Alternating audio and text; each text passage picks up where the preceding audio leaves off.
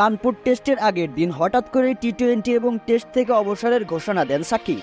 কারণ হিসেবে জিজ্ঞেস করা হলে তিনি বলেন, নতুনদের সুযোগ দিতেই নাকি তিনি অবসর নিচ্ছেন। কিন্তু এবার বেরিয়ে এলো থলের বিড়াল। হাথুরু সিংয়ের সাথে কথা কাটাকাটির জন্যই নাকি অবসর নিচ্ছেন সাকিব। বিসিবির গোপন সূত্র থেকে জানা যায়, কানপুর টেস্টের আগে ড্রেসিং রুমে সাকিবের সাথে কথা কাটাকাটি হয় হাথুরু সিংয়ের। গত কয়েক ম্যাচের পারফর্ম নিয়ে সাকিবকে কটূক্তি করে কথা বলেন হাথুরু সিং। এরপরও অনুশীলনে যোগ দেন সাকিব, কিন্তু অনুশীলনে তার চাওয়া মতো কিছু না করা হলে সাকিব 5 মিনিটেই নিজের অনুশীলন বন্ধ করে দেন। এরপরই ঘটে আসল ঘটনা। গতকাল বৃহস্পতিবার সাকিব প্রেস কনফারেন্সে এসে নিজের টেস্ট এবং টি-20 থেকে অবসরের ঘোষণা দেন। কিন্তু পাকিস্তানের রাওয়ালপিন্ডি টেস্টের আগে সাকিব বলেছিলেন পুরো 1 বছর বাংলাদেশ দলের হয়ে টেস্ট খেলবেন। তাহলে হঠাৎ কী কারণে সাকিবের এই অবসরের ঘোষণা?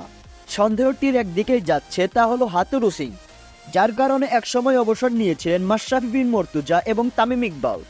এবারও কি তার কারণেই অবসর নিলেন বাংলাদেশের কিংবদন্তি সাকিব? সত্য সবসময় লুকানো থাকে না, প্রকাশ হয়েই যায়। আমরাও সেই সত্য প্রকাশের অপেক্ষাতেই আছি।